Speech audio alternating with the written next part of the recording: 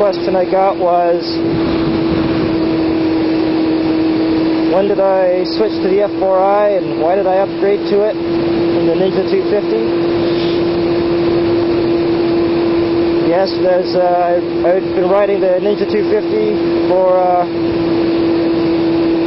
about 2 months, and I think I covered almost 4,000 miles or somewhere in that neighborhood, 4,000, 5,000 miles. And one of the guys I took the class with, one of my co-workers, he went out and bought a CBR 600 F4i as his first bike. After doing some research on it, he said a lot of people say it's a good first sport bike, but I didn't really believe that. From what I'd read, everyone said ride a Ninja 250, so I tend to be a precautious type, so I went with the 250. Rode that for a while until I really got used to it. Did some really long sport touring trips up PCH and so forth. Got a lot of flight time on the Ninja 250.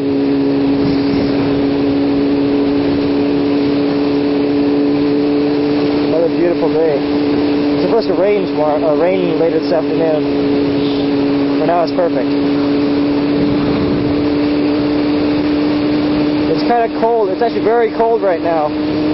So that's why I'm not seeing a lot of motorcyclists up here. I've seen maybe all of about 4 motorcycles on the way up here. It's about 50 degrees, which is cold if you're a Southern Californian.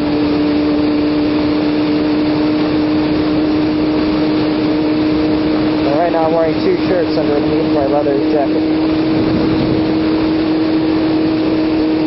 Yeah, so anyway, my friend bought the CBR 600 F4i and he rode it for a bit, but I'd logged a lot more miles in 2 months, and so around the 2-month mark I was riding with this guy, and he always offered me to ride the bike, so we could try the bike out if you want. And I said okay. So after about 2 months I thought I was competent enough to try out the 600 because I was starting to get pretty aggressive on the 250. So I said okay, I'll give it a try, and it was really late at night and there's no traffic around, so I felt it was reasonably safe to test out this bike that was much, much more powerful, like about 5 times more powerful than the Ninja 250. Over 100 horsepower on the F4i. The Ninja 250 is something like 28 horsepower or 25 horsepower.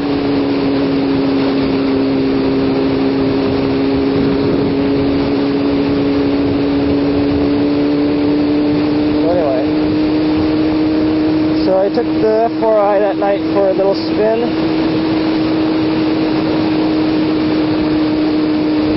And next thing you know, I was pretty hooked and pretty excited. It was so powerful compared to the Ninja 250.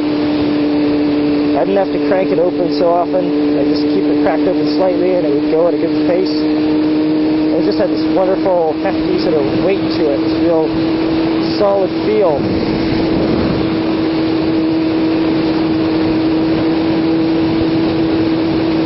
And at the time I felt I could still ride the Ninja 250 more aggressively and quickly. And that's probably still true because it's such a nimble bike. But I really like that, just solid feeling of the 600. Whereas the 250 tends to feel a little bit flimsy, although it does feel a lot more nimble as a result.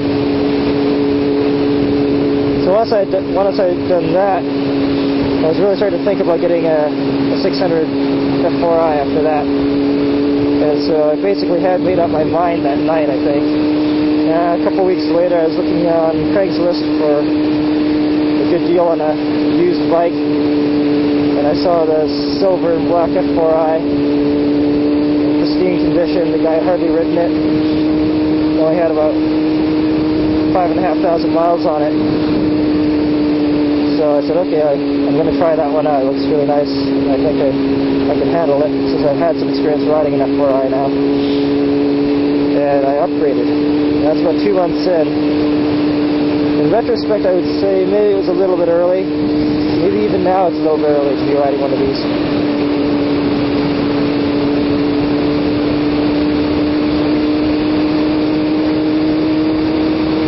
naturally, it got a little complacent about, I guess about 4,500 miles in, 4,000 miles in on the F4i, and I finally had my crash due to rider error. And this was one of those things I never really emphasized of the MSF course.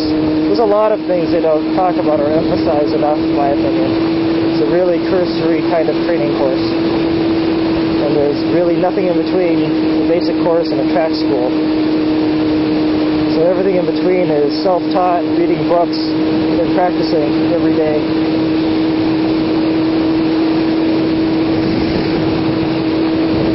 So that's when and why I upgraded from the 250 to the 600.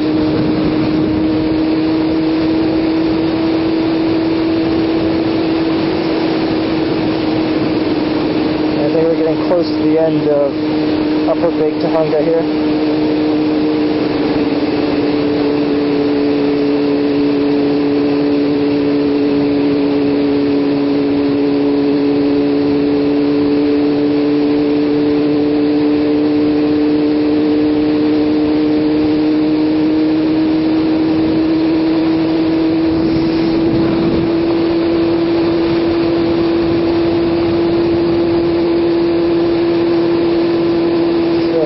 Questions? I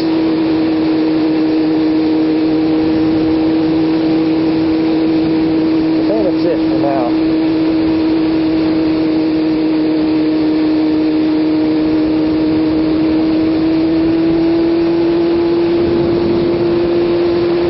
Oh yeah, there was one more question about how I'm able to wear earphones when I ride and listen to music.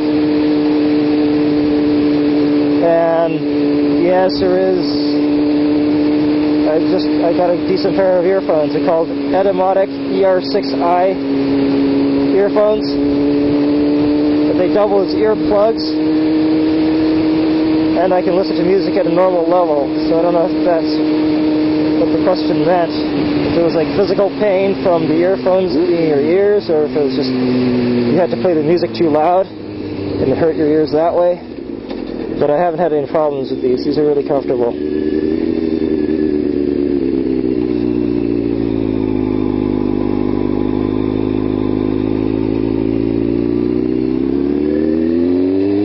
Okay, now I'm going to stop talking and I'm just going to enjoy this ride. Pick up the pace a little bit. Hopefully not get hit by a gust of wind and shift it around. Alright.